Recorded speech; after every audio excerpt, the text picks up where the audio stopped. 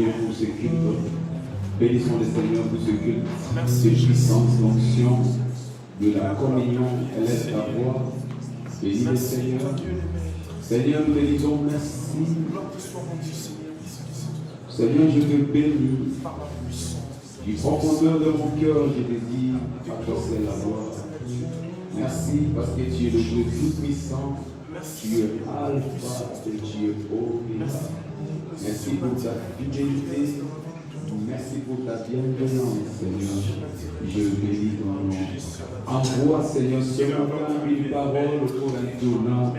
Envoie, Seigneur, une parole pour un tournant. Envoie, Seigneur, une parole pour un tournant ce matin. À toi seul soit la gloire. Dans les noms glorieux de Jésus-Christ, nous avons ainsi prié. J'aimerais qu'on acclame fortement.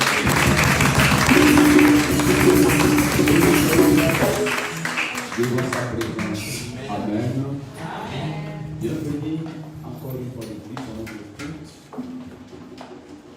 de la louange pour un tournant surnaturel.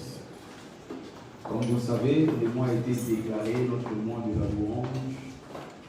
Et tous les dimanches, nous partageons notre série d'enseignements, engager la puissance de la louange pour un tournant surnaturel. Engager la puissance de la louange. Dans la louange, il y a une puissance. Dans la louange, il y a la main de Dieu. Dans la louange, il y a les doigts de Dieu. Dans la louange, il y a l'habilité de Dieu pour changer, tourner, renverser toute situation dans notre vie, pour apporter un virement à 90 degrés du mal au bien, de la maladie à la guérison, de l'échec au succès. Alléluia. Amen. Habakkuk chapitre 3, verset 17. La Bible déclare, le livre de Habakkuk chapitre 3, au verset 17. Car le figuier ne fleurira pas, la vigne ne produira rien, le fruit de l'olivier manquera, le champ ne donneront pas de nourriture, les brebis disparaîtront du pâturage. Il n'y aura plus de bœufs dans les étables. Dans la vie, il y a un moment où les choses ne semblent pas marcher comme on le voulait. Les choses ne semblent pas avancer comme on l'a destiné, préparé, comme on l'a échafaudé. Les choses semblent aller contrairement à ce que nous souhaitons. Cela est une réalité de toute personne qui vit. Dans ce monde, les choses ne peuvent pas aller tout simplement comme on le souhaitait des fois. Tu travailles, mais tu n'arrives pas à prospérer. Tu économises, tu n'arrives pas à réaliser des projets. Tu te disciplines, mais tu n'as que des déceptions du point de vue marital. Tout ce que tu envisages de faire, c'est le vent contraire qui s'amène. Alléluia. Amen. Tu sèmes, mais tu ne moissonnes pas. Tu cherches la paix, mais tu ne récoltes que des gueules. Tu sèmes la joie, mais tu ne récoltes que larmes et désolation, tristesse. Il dit, le figuier ne fleurira pas. Les vignes ne produiront rien. Il n'y a plus de production dans ta vie. Il n'y a plus d'intérêt dans ta vie. Tout ce dont tu as, ce n'est que désolation. Mais écoute ce que la Bible dit. Toutefois, en dépit de cela, contrairement à cela, malgré cela, même si les réalités sont contraires, mais moi, je vais me réjouir. Amen.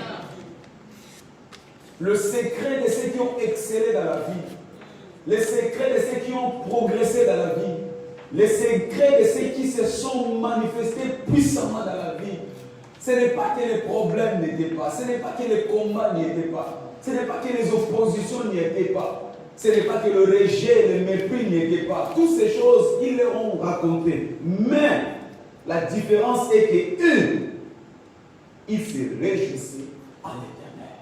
Quand les combats venaient, quand les problèmes venaient, ils se réjouissaient. Ils se réjouissaient. Qui est celui qui se réjouit? C'est celui qui rend gloire à Dieu en toutes choses. Amen. Il dit, et il me fait marcher dans le lieu élevé. Donc, l'attitude de la louange change nos problèmes. Quels que soient les combats, les oppositions, mais Dieu nous place dans le lieu élevé. C'est pourquoi je sais que ce matin, quelqu'un sera établi dans le lieu élevé dans le nom de Jésus-Christ. Il te fera monter dans le lieu élevé. La louange nous amène dans nos lieux élevés malgré les problèmes. La louange nous transporte dans les hauteurs, quelles que soient les oppositions. La louange nous amène dans une vie de gloire, quels que soient les complots. La louange, quand tu es un homme, une femme de louange, cela amène un tournant surnaturel. Un tournant surnaturel.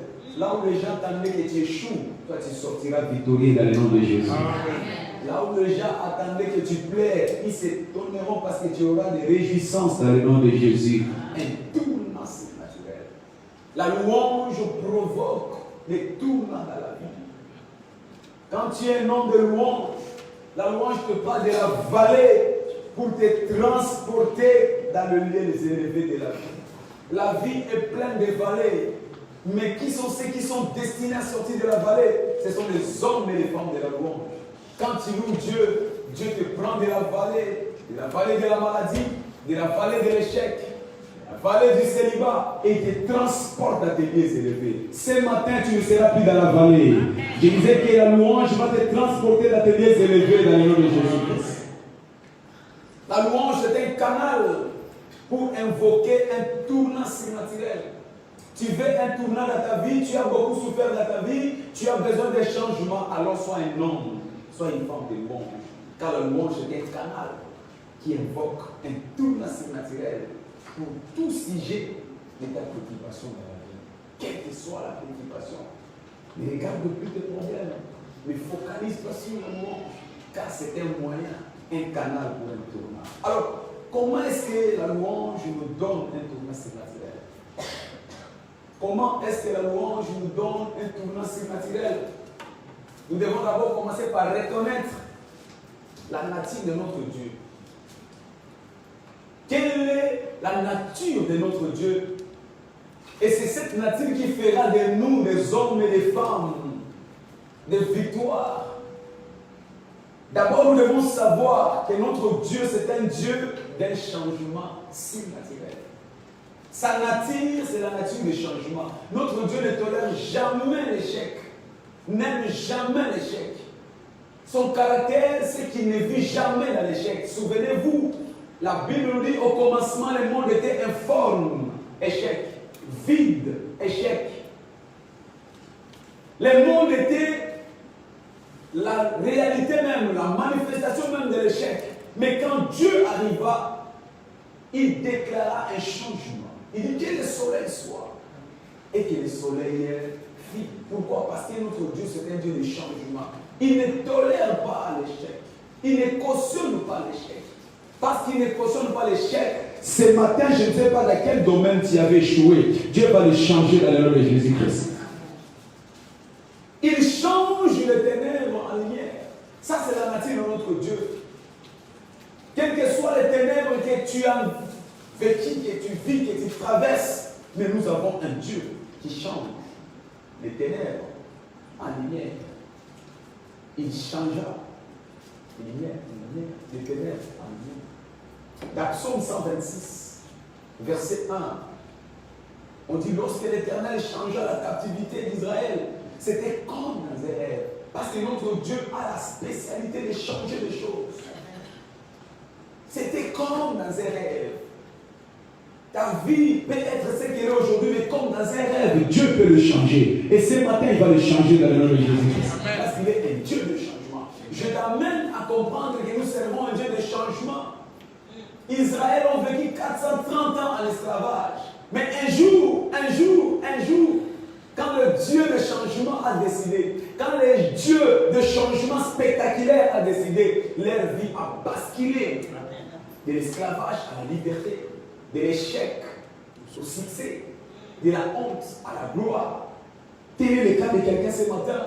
Je ne sais pas combien d'années que tu as vécu dans ces problèmes. Mais quand le Dieu de changement descend dans ta vie, il déclenche une opération changement. Je vois quelqu'un qui va changer ce matin dans le nom de Jésus-Christ. Il change nos réalités. Sa nature, c'est la nature de changement. Là où il y a la maladie, il amène la guérison. Là où il y a la mort, il amène la résurrection.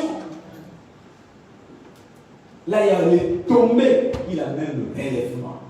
Parce que nous servons un Dieu de changement. Alléluia. Et ça se fera comme dans un rêve. Il y a quelqu'un qui va se réveiller demain, son histoire va changer. Je disais, il y a quelqu'un d'ici la fin de ces mois, son histoire va changer. Les habitudes négatives que tu voyais, tu ne le verras plus dans le nom de Jésus-Christ. Parce que notre Dieu, c'est le Dieu du changement. Personne ne l'a rencontré et resté la même. Quand tu le racontes notre Dieu, cela provoque un changement. Alléluia. Ça peut paraître comme si cela est en retard. Selon les hommes, selon les calendriers humains. Mais quand Dieu décide, il se manifeste au temps voulu. Le temps de Dieu ne ratera jamais dans ta vie. Amen. Oh, je déclare que ce mois-ci, ça sera le mois de Dieu pour toi au nom de Jésus-Christ. Parce qu'il a déclenché l'opération louange. C'est pour que ton histoire change. Quel que soit le temps que cela a pris. Mais ce matin, je t'annonce que le temps de ton changement est finalement arrivé. Dans Exode chapitre 14, la Bible dit que Moïse était devant un dilemme. Moïse qui a vu Dieu face à face. Moïse qui a été appelé par Dieu. Moïse qui était porteur de la verge qui a manifesté les 10 plaies en Israël, en Égypte. Moïse, c'est grand et puissant prophète. Mais à un moment, il était désespéré. Pour te dire, bien-aimé, que la vie chrétienne n'est pas exempte de combats et de défis. La vie chrétienne n'est pas exempte d'un moment de doute. La vie chrétienne n'est pas exempte d'un moment où tu as l'impression que rien ne marche. Dans Exode 14, Moïse qui venait de remporter de grandes victoires devant Pharaon, des grandes batailles devant Pharaon, mais arrivé devant la mer, il s'est posé des questions. Est-ce que Dieu est toujours avec moi? Alléluia. Il y a des moments dans la vie où l'homme commence à se poser des questions, mais est-ce que Dieu est toujours avec moi? Quand tu regardes ta vie, tu regardes ton entourage, est-ce que Dieu est toujours avec moi? Moïse s'est posé des questions comme si cela ne suffisait pas. Même ses propres frères ont commencé à se moquer de lui. Moïse, il fallait nous laisser en Égypte. Il y a des fois dans la vie, frère, même ce que tu as voulu faire du bien, vous se retourner complètement. Amen. Oh, quelqu'un n'a pas compris ce que je dis. Dans la vie, il y a des moments où tu voulais faire le bien, mais le bien se transforme en mal. Moïse, il fallait nous laisser en Égypte. Qui t'a mandaté de nous faire sortir? Il fallait nous laisser en Égypte. On était bien. Je ne sais pas, la notion de bien est relative. Si avoir des fouets chaque jour, c'est être bien. Alléluia. Amen. Ils ont oublié que chaque jour, leur dos supportait des fouets. Chaque jour, ils transportaient des lourdes pierres. Un dur labeur. Mais ils l'ont défini qu'on était bien. On était bien. Le bien que tu veux faire, les gens les trouvent mal. Est-ce que je parle à quelqu'un? Amen. Le bien que tu veux donner, les gens se trouvent mal. C'était le cas de Moïse. Moïse était déstabilisé par la réalité en face de lui, déstabilisé par ses frères et sœurs, déstabilisé par sa pensée, se disant que Dieu ne puisse avec moi. Il était perdu. Bien-aimé, il y a des moments dans la vie où les choses semblent être compliquées. Rien ne marche, rien n'évolue. C'est à ces moments-là que tu dois te souvenir que tu as un Dieu de changement. Amen. À ces moments où tu vois que toutes les choses deviennent difficiles, c'est à ces moments-là que tu dois te souvenir que tu as un Dieu qui s'appelle le Dieu de changement spectaculaire. Il descend pour changer. Alléluia. Et Dieu dit à Moïse, Moïse, dis au peuple d'avancer. Première chose, car les Égyptiens que tu vois, tu ne le verras plus jamais. Notre Dieu, le Dieu des tournants, il est celui qui fait que les combats de nos vies d'aujourd'hui, nous ne les verrons plus jamais. Quand il descend, il suspend tout ce qui est des batailles dans ta vie. Je ne sais pas à qui je parle ce matin. Cette maladie, tu ne le verras plus jamais dans le nom de Jésus-Christ. Parce que quand Dieu descend, il annule l'activité du diable dans ta vie. Il dit les Égyptiens que tu vois, c'est vrai que tes yeux l'ont vu. Tes yeux voient le combat, tes yeux voient l'injustice, tes yeux voient l'opposition. Mais quand le Dieu de changement descend, il dit ce que tu vois, ce que tes yeux voient, ils ne le verront plus jamais. Je déclare ce matin, tout ce qui te faisait pleurer, tu ne le verras plus jamais dans le nom de Jésus-Christ.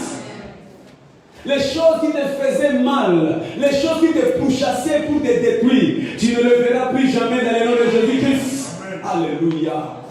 Tu dors, tu fais des songes où le diable te poursuit, te persécute. Tu ne le verras plus jamais dans le nom de Jésus-Christ. Nous avons un Dieu de tournant. Il change notre situation. Il change notre réalité. Moïse avance. Car les Égyptiens que tu vois, tu ne le verras plus jamais. Moi, l'Éternel, j'ai combattu pour toi. Moi, le Dieu de changement, j'ai combattu pour toi. Nous avons un Dieu de changement. Il est celui qui renverse les choses qui nous oppressent. Il est celui qui renverse les combats que le diable nous soumet. Il est celui qui renverse le malheur que le diable nous impose. Il est celui qui chasse les ténèbres que l'ennemi nous impose. Fort de cette compréhension, je déclare ce matin, tout ce qui hantait ta vie, je le déclare anéanti dans le nom de Jésus-Christ. Parce que nous avons un Dieu de tournant. Nous avons un Dieu de tournant. Alléluia. Mais aussi, qu'est-ce qu'il a fait le Dieu de tournant? La mer qui était l'opposition de Moïse ainsi que le peuple d'Israël, cette même mer est devenue la réponse à leurs problèmes. Dieu a fait que la mer qui était un problème est devenue la solution. Comment? Il a percé les eaux, ils ont traversé. Et les Égyptiens étaient engloutis par cette même mer. Je déclare ce matin, tout ce qui oppressait ta vie, qui combattait ta vie, sera un plan de Dieu pour ton témoignage au nom de Jésus-Christ. Les problèmes qui étaient redoutables, qui étaient un danger pour toi, parce que tu invoques le Dieu de changement, il va faire que ce qui était destiné pour te détruire devienne l'élément pour ton élévation, ta propulsion au nom de Jésus-Christ. Alléluia. Parce que nous avons un Dieu de changement. Il prend la même chose, il les change, il donne une autre manière. Il prend la même chose, il donne une autre manière. Dans Ésaïe 48, verset 3, la Bible déclare, Dieu dit, et soudain, j'ai agi. J'ai agi et se sont accomplis. Nous avons un Dieu qui déclare les choses et les choses s'accomplissent dans notre vie.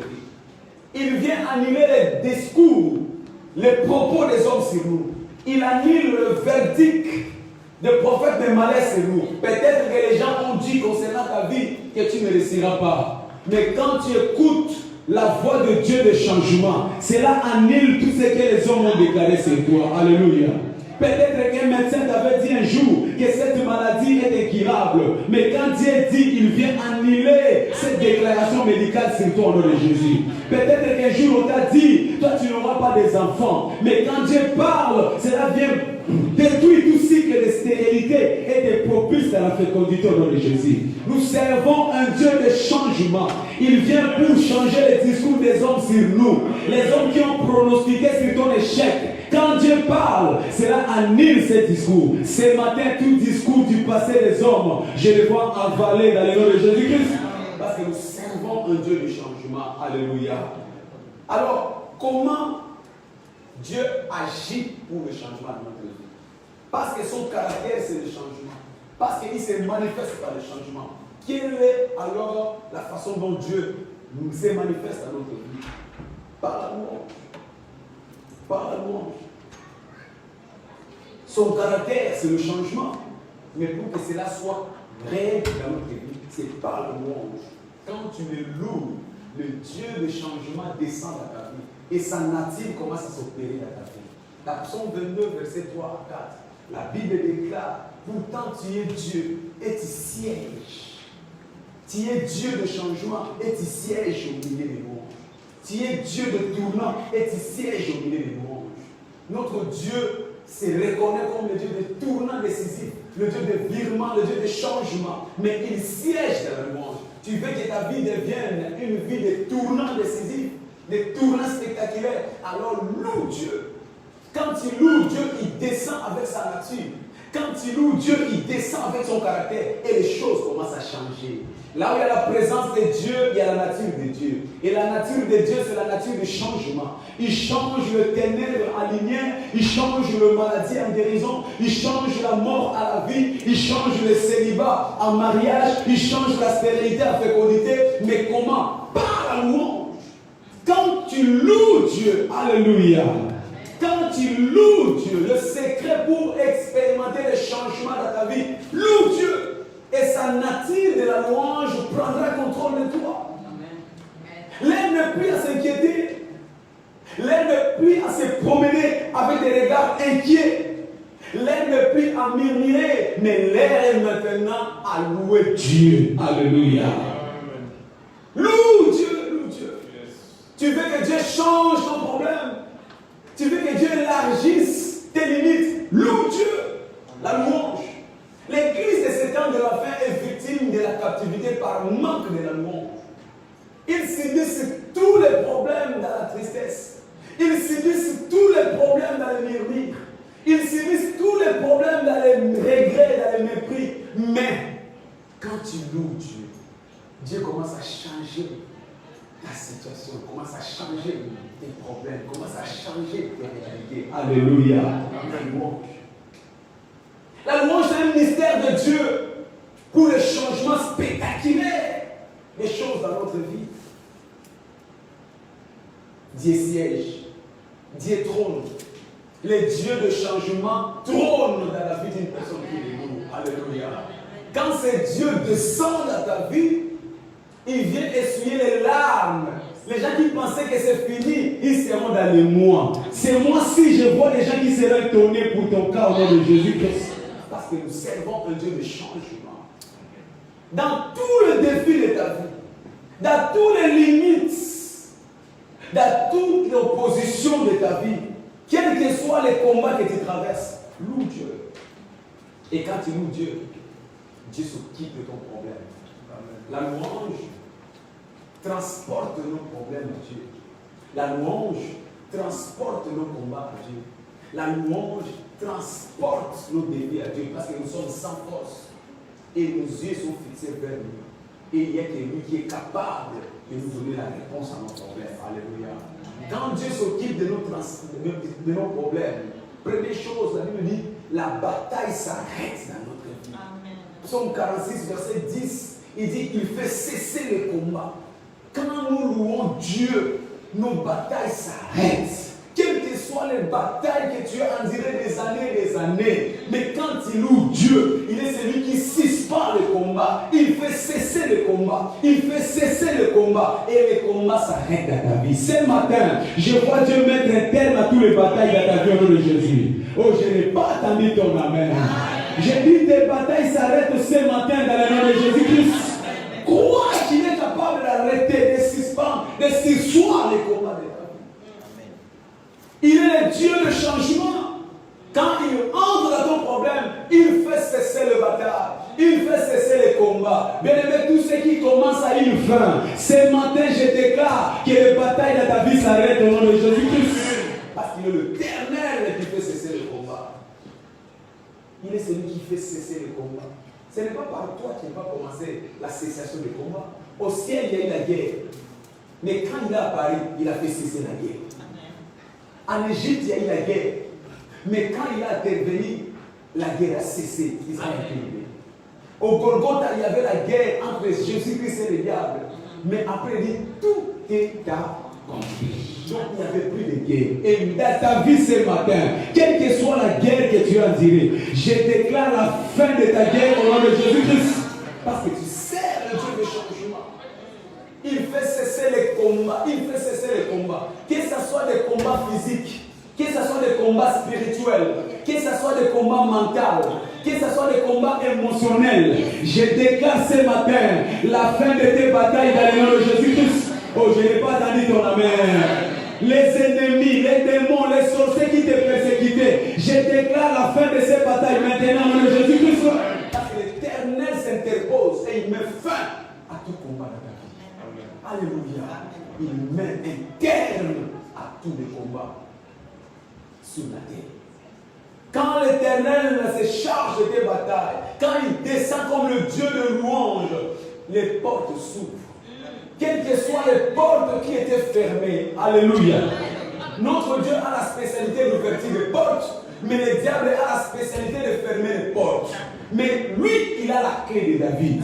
Quand il ouvre, personne ne peut fermer. Oh, je déclare ce matin, toute porte que le diable a fermée devant toi, opération ouverture au nom de Jésus-Christ. Ces portes n'auront même pas besoin de clés. Parce qu'il est celui qui, quand il se place, les portes s'ouvrent d'elles-mêmes. Il dit, porte de l'Éternel, ouvre-toi. Porte éternelle, élevez vos linteaux, afin que le Dieu de gloire, afin que le Dieu de gloire, afin que le Dieu de gloire fasse son entrée. Qui est ce Dieu de gloire? Jésus-Christ de Nazareth. Il est où? Il est en toi. Quand il invoque de la louange, il descend en toi.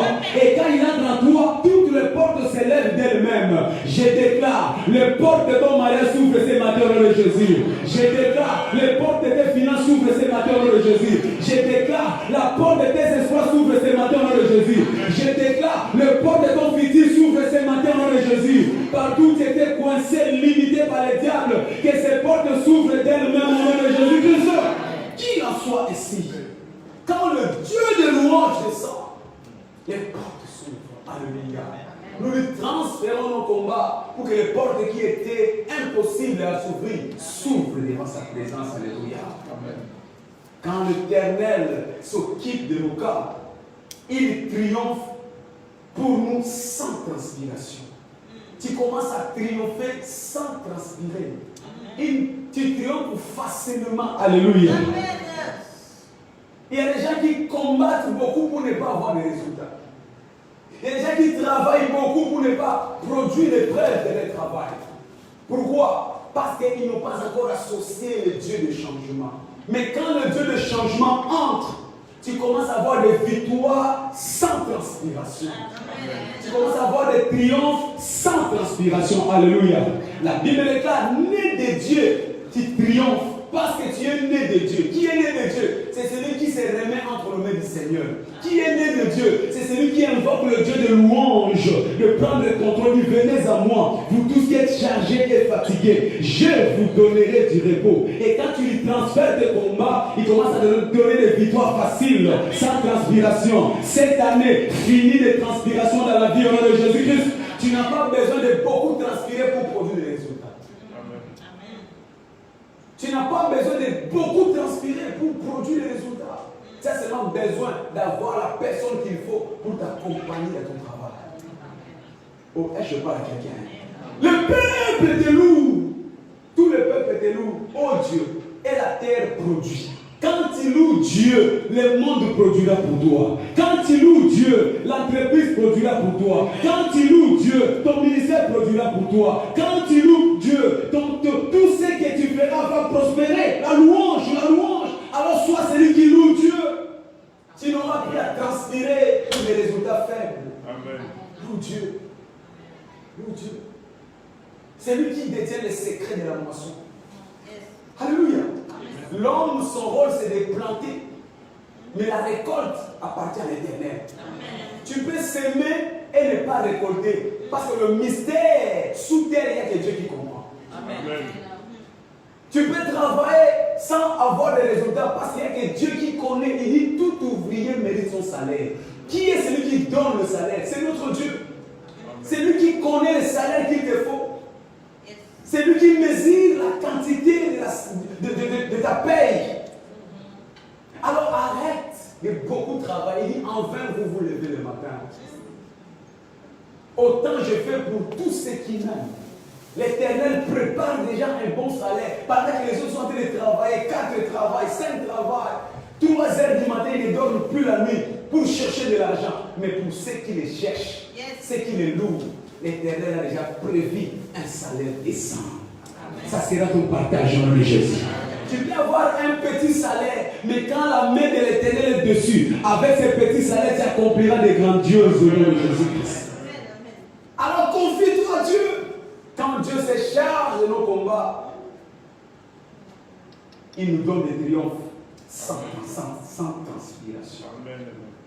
Quand Dieu se charge de nos combats, quand nous lui transférons nos batailles, il te donne la capacité de déclarer sur des montagnes et des montagnes de respect.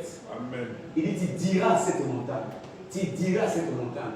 Qui dira cette montagne? C'est celui qui a la présence de Dieu. Amen. Quelle que soit la montagne, tu diras cette montagne, ôte-toi de là. Et la montagne t'écoutera.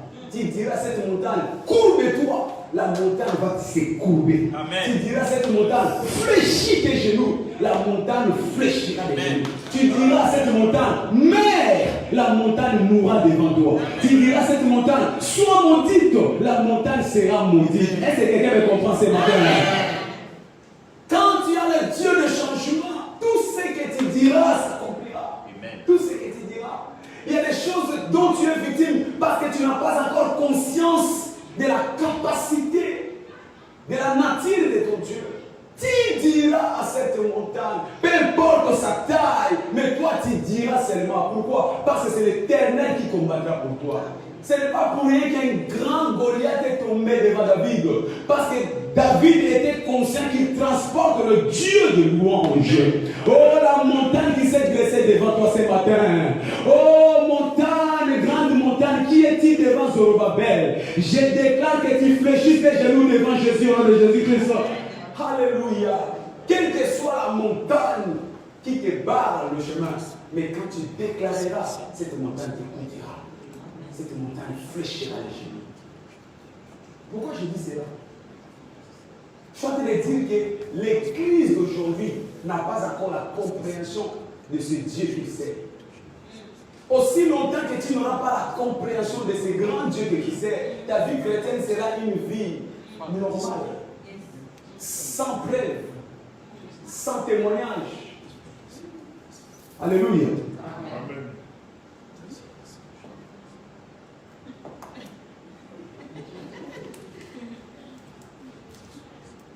Actes des Apôtres au chapitre 16, verset 25. La Bible déclare, le livre des Actes des Apôtres, chapitre 16, au verset 25. Paul et Silas étaient en prison. La Bible dit qu'ils étaient liés, le main, le pied, liés. Et vers le milieu de la nuit, au verset 25, Paul et Silas priaient et chantaient. Ils chantaient quoi? Des louanges de Dieu. Ils chantaient. Bien aimé, laisse-moi ouvrir une parenthèse rapide. Toutes les chansons ne sont pas des chansons de louange. Amen. Il y a des chansons que tu peux chanter, cela ne touche même pas l'intérêt de Dieu. Il y a des chansons que tu peux chanter toute la nuit, cela ne va rien apporter dans ta vie. Mais il y a des chansons qui renferment la puissance de Dieu. On dit pendant la nuit, Paul et Silas priaient et chantaient des louanges à l'Éternel. Des louanges à l'Éternel. Des louanges à l'Éternel. Quand tout à coup, alléluia. En d'autres termes, la louange provoque le tout à coup de Dieu. Quand tu loues Dieu, quels que soient les problèmes qui t'enferment, quels que soient les problèmes qui te lient, mais quand tu loues Dieu, cela provoque un changement spectaculaire, un changement surnaturel, un changement soudain. Je déclare ce matin, quand nous allons louer Dieu, tout ce qui t'est lié, tout ce qui te gardait captif, va tomber tout à coup dans le nom de Jésus-Christ. Réalise la puissance de la louange. Ils ont loué Dieu. La Bible dit que les prisonniers les attendaient. En d'autres termes, ce n'était pas une louange qui se faisait dans la timidité. Quand on te dit loue Dieu, mais on dit la nuit, tous les prisonniers les attendaient. Imagine la taille de la prison. Je n'ai jamais été dans les prisons ici en France, Russe, Orangis, apparemment. Mais quand j'imagine, je vois la taille de la prison et je compare que toute la prison attendait la voix de Paul et Silas qui chantaient. C'était quelle dimension de louange? Ça veut dire qu'ils se disaient, advienne Dieu pourra. Si les capitaines viendront nous fouetter, qu'ils viennent nous fouetter. Si les gardiens viendront nous punir encore, qu'ils viennent. Mais nous allons louer l'Éternel. Mais quand on loue Dieu, on s'en fout de son voisin. Amen. Quand on loue Dieu, on s'en fout de son patron. Je disais, quand on loue Dieu, on s'en fout de son mari. Alléluia. À Dieu c'est la louange. À Dieu c'est la louange. À Dieu c'est la louange. Ils étaient en prison, mais ils ont loué Dieu avec une forte voix. Ils chantaient des louanges pour le Seigneur. En telle enseigne que tous les prisonniers les acclamaient. Quand tu dis loue, bien aimé, loue comme c'est toi. Quand tu dis loue, ouvre ta bouche et loue le Seigneur. Si ton voisin ne veut pas louer, c'est ton problème. Mais toi, tu sais ce que tu cherches avec l'Éternel. La délivrance est individuelle, la bénédiction est personnelle. Loue Dieu avec toute l'énergie qui te reste. Ces gens-là savaient que le lendemain, on sera décapité. Le lendemain, on va nous trancher la tête. Mais qu'est-ce qu'il nous reste à faire alors? Je veux seulement louer Dieu. Avec l'énergie qui me reste, si demain je mourais, pourvu que je loue Dieu ce matin, que je loue encore, que je le loue encore, que je loue encore. Ils ont loué Dieu. Et la Bible nous dit tout à coup, les portes de la prison se libérèrent. Les portes ont commencé à sauter. Pourquoi? Parce que la louange a attiré la présence de Dieu. Quand Dieu a descendu son pied sur la prison, le pied de Dieu n'a pas pu être contenu dans la prison. La prison a été explosée. La prison a été émiettée. Parce que la présence de Dieu était très grande dans la prison. Alléluia. Je déclare que dans ta vie où tu étais emprisonné, je vois le pied de Dieu descendre ce soir. Ton histoire va changer au nom de Jésus-Christ.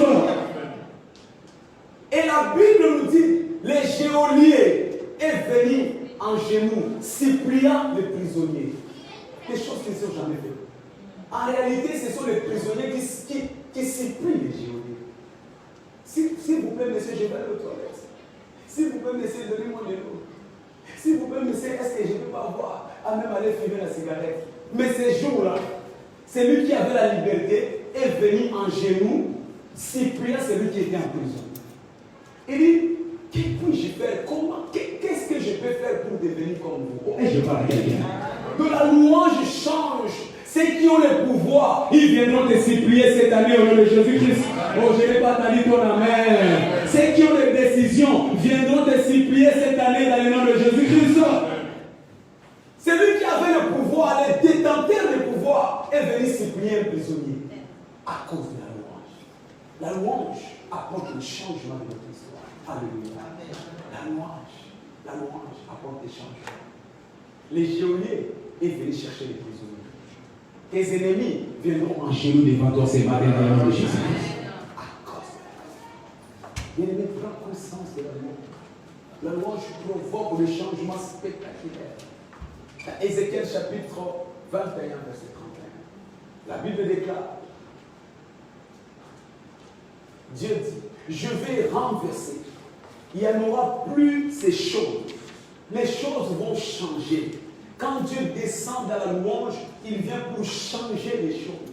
Les choses qui te paraissaient obscures, les choses qui te paraissaient humiliantes, les choses qui te paraissaient contradictoires, il n'y en aura plus. Il dit, il n'y aura plus ces choses. Je vais renverser. Nous servons un Dieu de renversement. Il renverse ton humiliation. Il renverse ta confusion. Il renverse ta maladie. Il renverse ton célibat. Il renverse ton échec. Il renverse tes ratés. Il le renverse. Il le renverse. Il le renverse. Ce matin, il est le même hier, aujourd'hui, éternellement. Je le vois renverser tout dans ta vie au nom de Jésus-Christ.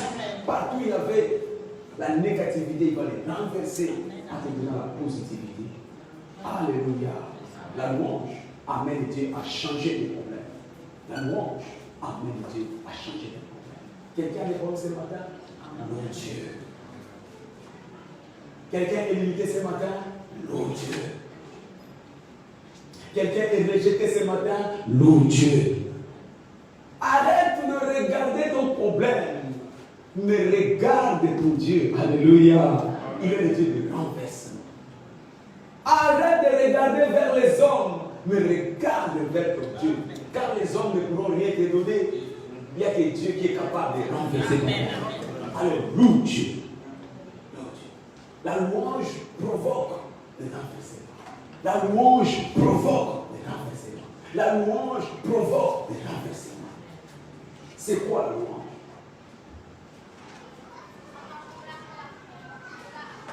Premièrement, la louange, c'est célébrer la capacité de Dieu dans les Écritures. Célébrer la capacité de Dieu dans les Écritures pour son accomplissement dans nos vies réelles. Il y a des promesses de Dieu qui sont écrites dans la Bible. Quand nous louons Dieu, nous sommes en train de célébrer ce qu'il a écrit concernant nos vies. Il y a des choses que tu n'as pas encore expérimentées, mais que Dieu avait déjà prévues pour toi. Alléluia. Il y a des guérisons que tu n'as pas encore expérimentées, mais Dieu l'avait déjà préparées pour toi. Il y a des victoires que tu n'as pas encore commencé à vivre, mais Dieu les avait déjà préparées pour toi, dans la Bible. Alors, célèbre Dieu, célébrons la capacité de Dieu, célébrons la capacité de Dieu. Nous servons un Dieu qui est capable de changer nos problèmes, capable d'écraser nos ennemis, capable de détruire les démons, capable de détruire les sorciers, capable de détruire la maladie. Alors, célèbre-le. La louange, ce n'est pas tenir compte de ce que tu traverses aujourd'hui, de ce que tu vis aujourd'hui, mais la louange, c'est tenir compte de la réponse et de la solution que Dieu a déjà préparée pour toi dans les Écritures. Alors, parce qu'il a déjà tout prévu, il dit, aucune épreuve nous est parvenue qui ne soit pas humaine, mais par la tentation, il a déjà préparé une issue de sortie. Une issue de sortie. Il avait déjà préparé, prévu dans ses provisions, que tout problème qui nous arrivera, il y a déjà la solution. Ce matin, tu sortiras avec ta solution au nom de Jésus-Christ. C'est pourquoi nous louons Dieu, pour célébrer ses capacités, la capacité de Dieu dans les Écritures pour son accomplissement dans nos vies réelles. Ta vie n'est pas la réalité que Dieu a préparée pour toi. La souffrance que tu endures, ce n'est pas la réalité que Dieu a préparée pour toi. La honte que tu endures, ce n'est pas la réalité que Dieu a préparée pour toi. Le manque, le rejet, le mépris que tu endures, ce n'est pas ce que Dieu a préparé pour toi. Dieu a préparé des choses qui n'ont pas de nom pour toi. Alléluia. Dans Éphésiens chapitre 3, verset 20. Il dit, or à celui qui peut faire par la puissance qui agit en nous, la puissance qui agit en nous, infiniment au-delà. Nous servons un Dieu qui a la capacité d'agir par nous, infiniment au-delà. La puissance de notre Dieu en nous est infiniment au-delà. Donc sans pareil, rien ne peut t'arrêter. Alléluia. Il dit infiniment au-delà de tout ce que nous demandons ou pensons. Quand tu demandes à Dieu, crois qu'il est capable de te le donner. Quand tu penses, crois que Dieu est capable de te l'offrir. Tu demandes, tu penses, tu as un Dieu capable. Il est capable de te donner ce que tu demandes. Il est capable de te donner ce que tu penses. Il est capable de te donner ce que tu penses. Il est capable de te donner ce que tu demandes. Alléluia. Le problème, c'est que l'Église aujourd'hui ne croit plus à ce Dieu. Nous ne croyons plus à ce Dieu de miracles, le Dieu de louange, le Dieu de puissance qui est capable. Répète après moi, mon Dieu est capable. Dieu est capable. Tu as un Dieu capable. Arrête de t'inquiéter pour tes lendemains. Parce que tu as un Dieu capable. Il te donne au-delà, par son infinie puissance. Ton Dieu est puissant. Il est plus puissant que ta maladie. Il est plus puissant que le célibat. Il est plus puissant que le chômage. Il est plus puissant que l'hérédité. Il est plus puissant que la malédiction générationnelle. Ton Dieu est puissant. Répète après moi, mon Dieu est puissant. Dieu est puissant. Mais pour cela, tu dois les louer pour reconnaître ses capacités. Il y a des gens qui n'arrivent même plus à reconnaître les capacités de Dieu. Quand on dit lourd, tellement son cœur est rempli de déception, il n'a même plus la joie pour louer. C'est pourquoi ta vie va toujours de blocage à blocage. Du moment que tu ne reconnaîtras pas que ton Dieu est puissant par rapport à ton problème, tu n'auras jamais de réponse à tes situations. Est-ce que je parle à quelqu'un? Amen. Oh, j'ai béni le Seigneur pour ces trois jeunes garçons. Dans Daniel chapitre 3, verset 17. Ils étaient comme toi, servant Dieu, aimant Dieu, craignant Dieu. Mais la différence qu'il y avait entre eux et toi, et ils avaient confiance à la capacité de leur Dieu. Alors qu'on s'est préparé pour les jeter dans le feu, ils ont vu le feu qui était chauffé 7 fois plus. 7 fois plus. Les gens qui sont partis chauffer le feu ont été écrabouillés par le feu. Mais ces 3 jeunes garçons se sont dit, oh roi, malgré ta démonstration mesquine, nous reconnaissons la capacité de notre Dieu. Le Dieu que nous servons est capable de nous délivrer. Le Dieu que nous servons est capable de nous délivrer. Et il nous délivrera. Mais même si ça arrive qu'il ne nous délivre pas, nous n'allons pas nous agenouiller devant toi. De nos jours, on peut encore trouver des chrétiens comme ça, qui sont prêts à résister à toute sollicitation du diable. De nos jours, on peut encore trouver des chrétiens comme ça, qui tapent la poitrine devant l'opposition, qui revendiquent leur nature devant les patrons. De nos jours, si ce n'est pas les gens qui font des prières à se cacher sous leur bureau, parce que si le patron me voit, il va me virer. Les gens qui valorisent leur travail plus que Dieu. Des gens qui valorisent leur mariage plus que Dieu. Des gens qui valorisent leur business honteux plus que Dieu. Mais ces 3 jeunes garçons se sont dit, oh roi, on s'en fout de ton feu, de ta fournaise. Advienne que pourra, tu es roi pour les hommes, mais pour nous, tu n'es pas le roi. Parce que nous avons un roi qui s'appelle le roi des rois. Il est le Seigneur des seigneurs. Il est même le roi devant le feu. Même quand il nous jettera dans ce feu-là, nous savons qu'il est capable. Il est capable. Il est capable. Bien aimé, avant même qu'il soit jeté, il prophétisait déjà que notre Dieu est capable. Est-ce que vous imaginez ça? Avant même qu'il soit jeté.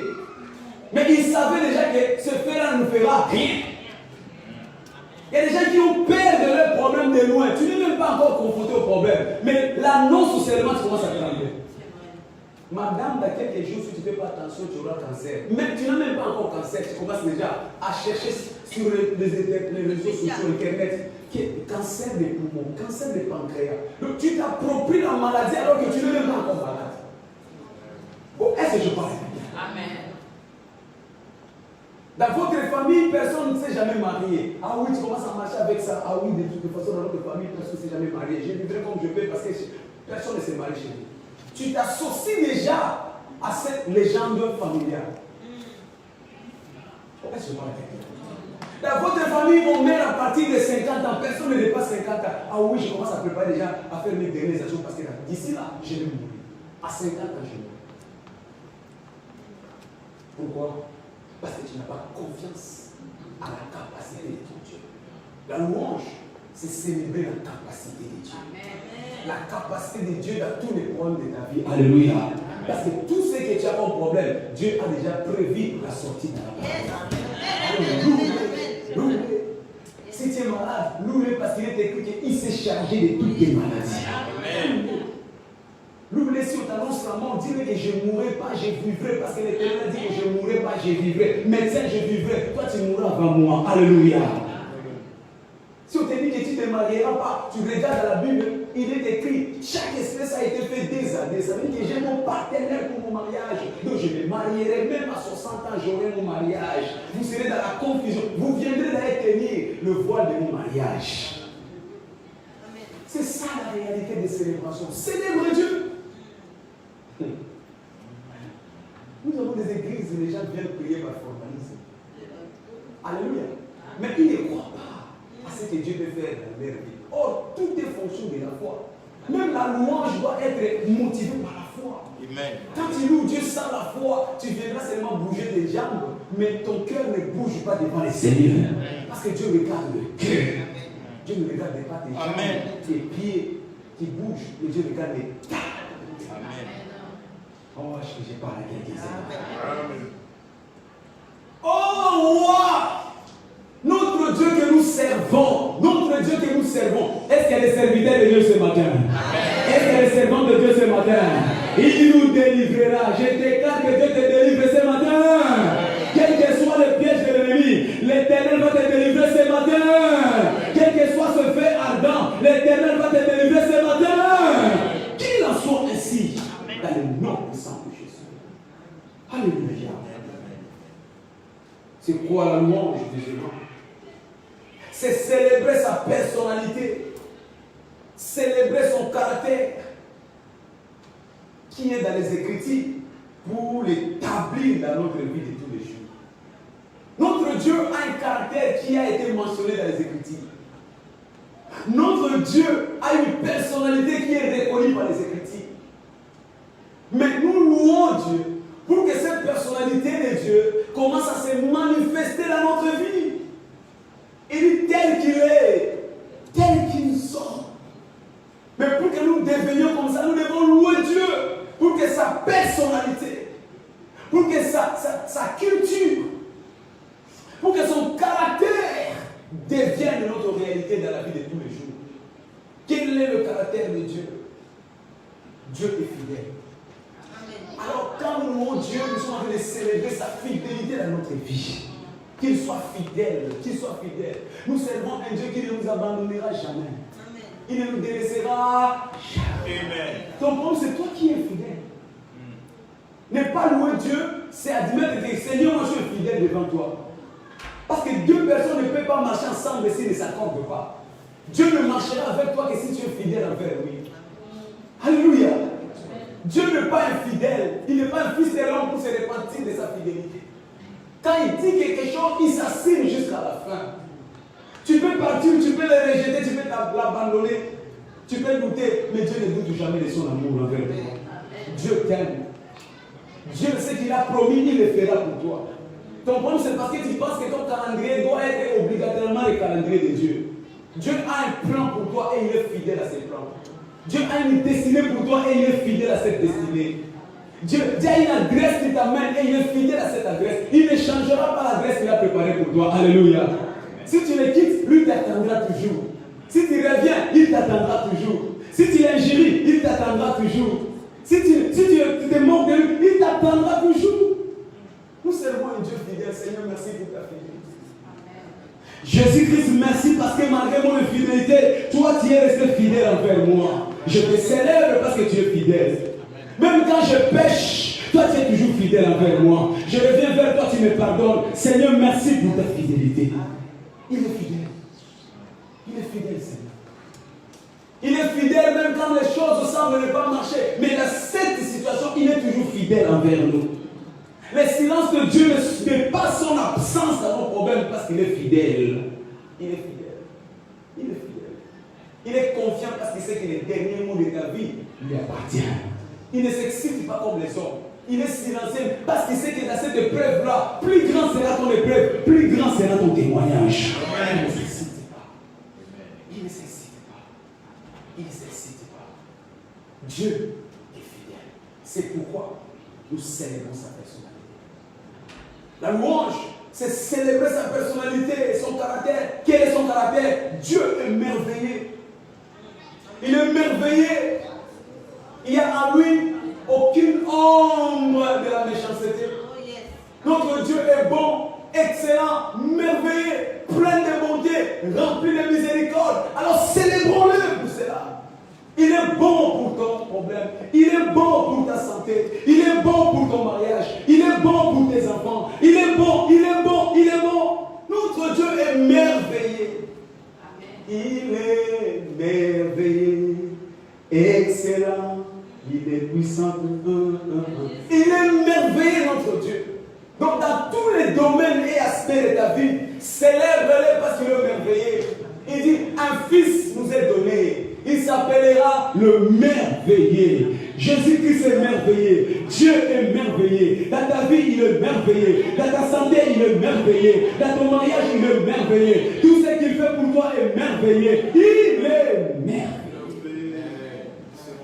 Merci Seigneur. Célébrons-le parce qu'il est merveilleux. Célébrons sa personnalité parce qu'il est plus que suffisant. Notre Dieu est plus que suffisant. Bien-aimé, il est suffisant pour toi. Pour tout ce dont tu as besoin, il est suffisant. Je lisais un jour un livre de Bishop David Oyedepo. Ils ont failli faire un accident. Et la femme du Bishop, Madame Fête, dit Jésus, Jésus, Jésus. Elle a crié 3 fois. Le Bishop le regardait et dit seulement, il faut suffire. Tu n'as pas besoin de citer le nom de Jésus 3 fois, 4 fois, 5 fois. Une fois, c'est une fois. Parce que le nom de Jésus est plus que suffisant. Amen. Quelle que soit l'animation, la réputation, le nom de Jésus est plus que suffisant. Ton problème ne peut pas le contenir. Alléluia. Ton problème ne peut pas contenir le nom de Jésus-Christ. Quand le nom de Jésus s'approche sur ton problème, ça explose. Parce que le nom de Jésus est tellement terrible. Terrible. Amen. Merci Seigneur. Alléluia. La maladie qui t'environne là ne peut pas tenir devant le nom de Jésus. Parce que le nom de Jésus est terrible et puissant. Plus que suffisant. Le chômage, ta pauvreté ne peut pas contenir. Il est envoyé. Le monde ne peut le contenir. Il n'y a aucun domaine de ta vie qui peut contenir le nom de Jésus. Parce que ce nom est plus que suffisant. Je lève ma main, je prophétise. Partout où tu étais dans les défis, je déclare que le nom de Jésus, le pulvérise le nom de Jésus-Christ. Parce que le nom de Jésus est plus que suffisant. Le nom de Jésus est plus que suffisant. Quelles sont les caractéristiques, quelle est la personnalité de Dieu que nous célébrons? Notre Dieu est Alpha et Oméga. Il est Alpha et Oméga. Il est Alpha, il est Oméga. Tout ce qui a commencé, c'est lui qui l'a commencé. Tout ce qui s'achève, c'est lui qui l'achève. Il connaît la fin d'une chose avant même son commencement. Avant même que ce qui t'arrive aujourd'hui soit arrivé, Dieu était déjà en contrôle. Il savait déjà que cela va arriver. Ne t'inquiète pas, ne pense pas que Dieu t'a oublié. Il est Alpha et Oméga. Il connaît les jours de ta naissance, il connaît déjà les jours de ta fin. Il est Alpha et Oméga. Qui est comparable à toi, au Dieu? Qui connaît la fin de toute histoire? Il sait comment ça commence. Il sait comment ça part. Et il sait comment ça s'achève. Il est Alpha et il est Oméga. C'est pourquoi nous avons besoin de le louer, de le célébrer. Parce qu'il est Alpha et Oméga. Alléluia. Quelqu'un veut dire ça? Quelqu'un a laissé l'atmosphère de louange ce matin. Quelqu'un est prêt à célébrer Dieu pendant quelques minutes ce matin. Parce que la louange fait descendre la présence de Dieu. Avant d'aller dans notre sainte scène de ce matin, nous allons louer Dieu pendant 5 à 6 minutes. Alors nous, comme Paul de silence en prison, loue afin que tous les démons qui menaçaient ta vie attendent. Que tous les démons sachent que tu es révolté et tu sais que ton Dieu est capable. Loue-le de sorte que même les extrémités de la terre sachent que non, il y a un chrétien qui loue Dieu ce matin. Alors je t'invite à te lever. Nous allons louer Dieu avec toute notre force.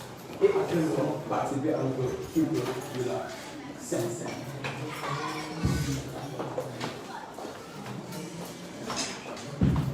Amen.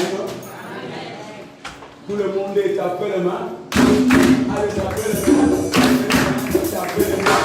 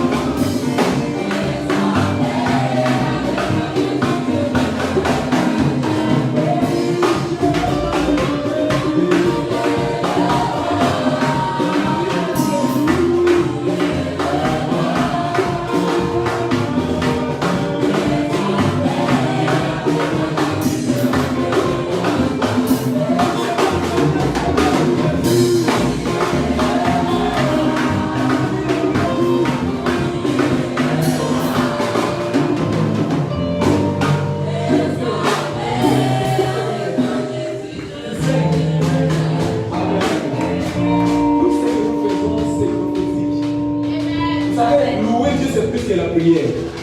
Je suis étonné que quand on dit sauter, tu sautes pas. Parce que quand tu sautes, ça veut dire que les démons qui gardaient ton corps là sont en train de tomber par les maladies sont en train de briser. Alors loue Dieu avec une compréhension. Alléluia. Ne loue pas parce que le pasteur a dit louange. Je te dis loue Dieu parce qu'il y a un miracle qui t'attend ce soir. Tu reviendras dimanche prochain en disant la louange qu'on a fait le dimanche, Dieu m'a libéré d'une situation. Les chaînes sont tombées. Il y a des paralytiques qui vont marcher aujourd'hui. Il y a des aveugles qui vont voir aujourd'hui. Alléluia. Oh, je vais sauter pour Jésus.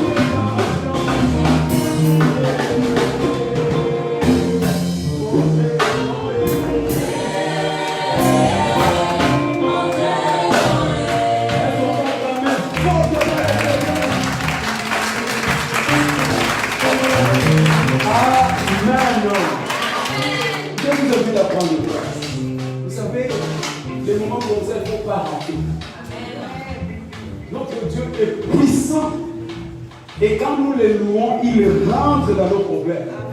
Il descend avec efficacité et il pulvérise les œuvres du diable dans nos vies. Ce matin, je te vois complètement libéré au nom de Jésus. Les chaînes et le verrouillé qui résistaient à ton corps, ce matin, parce que tu as loué Dieu avec ton cœur, je le vois exploser dans le nom de Jésus. Qu'il en soit ainsi. C'est accompli. Alors bientôt nous allons participer à la table du Seigneur. Qu'est-ce qu'il y a dans la communion? Jésus-Christ a déclaré et nous a montré le mystère dans la communion. Il y a un mystère dans la communion. Il y a un mystère dans la Sainte Seine. La livre de Jean, chapitre 6, verset 57.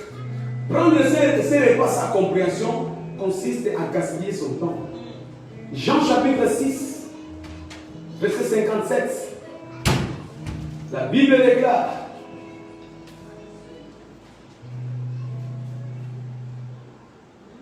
comme le Père qui est vivant m'a envoyé et que je vis par le Père, ainsi celui qui me mange vivra. Amen. Ainsi celui qui me mange vivra par moi. Tu veux vivre, alors vis en Jésus. Le repas de ce matin va te donner la vie de Jésus. Le repas de ce matin va te donner la nature de vie de Jésus.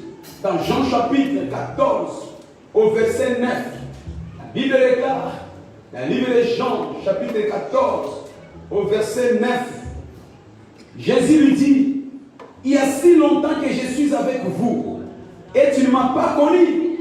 Philippe, celui qui m'a vu a vu le Père. Comment dit-il, montre-nous le Père? Jésus-Christ est le Père. Et parce que tu vas manger Jésus-Christ ce matin, le Père vivra en toi. Je disais que le Père Céleste vivra en toi. Par le repas de ce matin, tu vas commencer à vivre la divinité en toi. Peux-tu imaginer un jour Jésus-Christ était malade? Non. Pourquoi? Parce que le Père vivait en lui. Peux-tu imaginer Jésus-Christ un jour être pourchassé par les démons? Non. Pourquoi? Parce que le Père vivait en lui. Peux-tu imaginer un jour Jésus-Christ faire des rêves, des cauchemars, où il est persécuté par les maris de nuit, les femmes de nuit? Non. Pourquoi? Parce que le Père vivait en lui. Peux-tu imaginer Jésus-Christ un jour échouer dans sa vie familiale? Non. Pourquoi? Parce que le Père vivait en lui. Tout ce que Jésus-Christ n'a pas pu expérimenter comme échec, toi aussi tu ne pourras plus le expérimenter. Pourquoi? Parce que tu vivras la vie de Jésus à toi. Le repas de ce matin nous communique, nous transfère la nature de Jésus-Christ. Dans tes activités, peux-tu imaginer Jésus échouer dans ses business? Non! Toi aussi tu n'échoueras pas. Peux-tu imaginer Jésus être victime de la loi héréditaire, familiale? Non! Pourquoi? Parce que le Père vivait en lui. Il dit, tel que mon Père m'a envoyé, moi aussi, je vous envoie. À partir de maintenant, tout ce qui n'a pas pu affecter la vie de Jésus-Christ ne t'affectera plus dans le nom de Jésus. De petits démons qui sentent du pis ne viendront plus perturber ta vie au nom de Jésus-Christ. À partir de maintenant, c'est toi qui vas commencer à pourchasser tous les mauvais esprits dans le nom de Jésus-Christ. Qu'il en soit ainsi. Je t'invite à te lever là où tu es et commence à prier pour le repas de ce matin. Lève tes mains, commence à sanctifier ce repas. La Bible déclare, tout est sanctifié par la prière. Sanctifie ce repas. Dis Seigneur, je vais participer à ta nature par cette table. Donne-moi ta nature. Donne-moi ta nature, Seigneur. Donne-moi ta nature, Seigneur. Donne-moi ta nature, Seigneur. Je vais être participant à ta nature. Que tout ce qui n'a pas pu t'affecter ne m'affecte plus. Désormais, j'irai de gloire en gloire. La maladie ne sera plus mon partage. La malédiction ne sera plus mon partage. L'hérédité ne sera plus mon partage. Je vivrai la gloire de Dieu.